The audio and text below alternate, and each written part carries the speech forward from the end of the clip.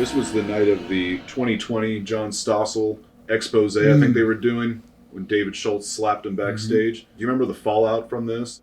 Well, I think it was an interview that he was doing, and he was going around saying that wrestling was fixed or something, and he asked the wrong guy, Dr. D, because he was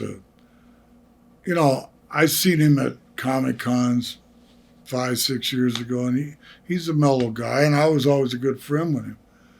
But he probably liked me because I was tough, but I didn't go around beating up guys like that. But John Stossel, he's one of those cocky New York NBC or whatever guys, and or CB, one of those friggin' networks, and he just open-handed slapped him. And I don't know if he went down right away. Do you remember that? I think he hit him twice. And the second time he went down. But it was an open fist. And he says in his defense that Vince told him to go out and take care of that guy. But I don't think Vince would have said, go out and hit him. I'm sure Vince wouldn't have said that. But go take care of him and scare him off or whatever. He could have just scared him. Well, that ugly face, well, not ugly, but he had a mean face like Sid Vicious. That mean face. That Sid Vicious was never mean. He was a country boy. But he had that mean face, and so did Schultz. You could just stare at him and that mean shit he does that would have scared, what's his name again? John Stossel? John Stossel away. But he whacked him. So I remember Vince didn't fire Dr. D, but he had a big lawsuit going on. And I remember being in Los Angeles at the Sportatorium. This is about a couple months after that.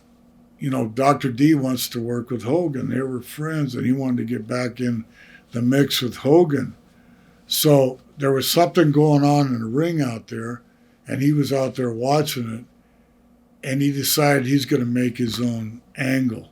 You don't do this stuff without clearing it with the office first. He just went out there and wanted to interfere in the match. And Jay Strombo was, good old Jay, he was the agent, and he sent the cops to get him.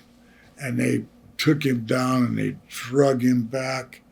And they handcuffed him and shackled him, and I'm looking at. I felt bad for the guy, man. He's laying, and they made him lay down there for, I bet you it was 45 minutes, and all the guys walking past him, and he's laying there. Felt bad for him. Yeah, he was gone not too long after that, right? I think he got fired then, but he was gone. Yeah, that was one of those shows we had in L.A. I know him and Hogan had some arguments, and so they were good friends. When Hogan came to New York that first time, and he had, world champion and all that getting ready to happen, he brought Dr. D with him. And I don't know if he ever got his run or anything, but I don't think he worked with Hogan that many times, if any, So he was upset about that. But, you can't try to take matters in your own hand and go out and jump in a ring when you're not authorized to be there. No.